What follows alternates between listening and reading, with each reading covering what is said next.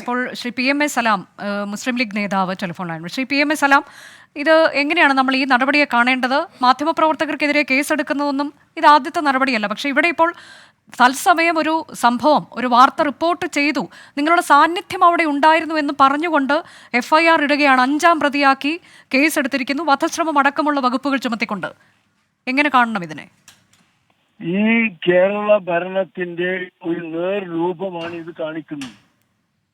ഈ രാജ്യത്ത് എന്തും നടത്താം എന്നുള്ള ധാർഷ്ട്യവും ധിക്കാരവും കൊണ്ട് ഭരണം നടത്തുന്ന ആളുകളുടെ പ്രതിരൂപമാണ് നമ്മൾ കണ്ടുകൊണ്ടിരിക്കുന്നത്. എന്ത് നെറികേടും ചെയ്യാം. ഇന്നലെ ഞാൻ വണ്ടിപ്പെരിയാറിലായിരുന്നു. 6 വയസ്സുള്ള ഒരു പിഞ്ചു ബാലികയെ മൃഗീയമായി ബലാത്സംഗം ചെയ്ത് കൊലപ്പെടുത്തിയ ഒരു പ്രതി പ്രോസിക്യൂഷന്റെ നിലപാടില്ലായ്മയും വിവേകമില്ലായ്മയും കാരണം രക്ഷപ്പെട്ടിരിക്കുകയാണ്.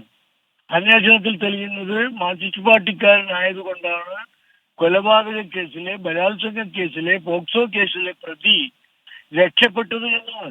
അപ്പൊ സ്വന്തം പാർട്ടിക്കാര് കൊലപാതകം നടത്തിയാൽ പോലും രക്ഷപ്പെട്ടു പോരുക, മറ്റുള്ളവർ ദൃക്സാക്ഷികളായാൽ പോലും അവരെ പ്രതികളാക്കുക, ജനങ്ങൾക്ക് അറിയേണ്ടത് അവരെ അറിയിക്കാൻ ബാധ്യസ്ഥരായ മാധ്യമ പ്രവർത്തകർ ആ ഉത്തരവാദിത്വം നിർവഹിക്കുമ്പോൾ ഭരണഘടനാപരമായ മനുഷ്യത്വപരമായ ഉത്തരവാദിത്വം നിർവഹിക്കുമ്പോൾ അതിനെതിരെ കേസെടുക്കുക.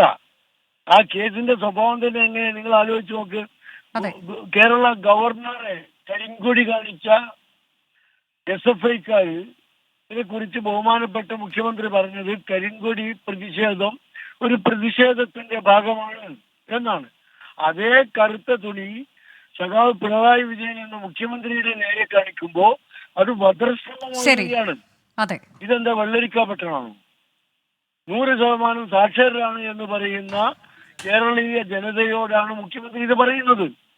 കറുത്ത തുണിയുമായി പിണറായിയുടെ മുന്നിൽ ചെന്നാൽ അത് വധശ്രമം. അതേ കറുത്ത തുണിയുമായി ബഹുമാനപ്പെട്ട കേരള ഗവർണറുടെ മുന്നിൽ ചെന്നാൽ അത് ജനാധിപത്യ രീതിയിലുള്ള പ്രതിഷേധം. അതെ, വളരെ നന്ദി ശ്രീ പി എം എ സലാം. ലോകത്തെവിടെയായാലും ഏത് സമയത്തും 24 വാർത്തകളും ഓഗ്മെന്റഡ് റിയാലിറ്റി പാക്കേജുകളും എക്സ്പ്ലെയിനറുകളും വിശദമായി കാണാൻ ഞങ്ങളുടെ YouTube ചാനൽ നിങ്ങൾക്ക് സബ്സ്ക്രൈബ് ചെയ്യാം.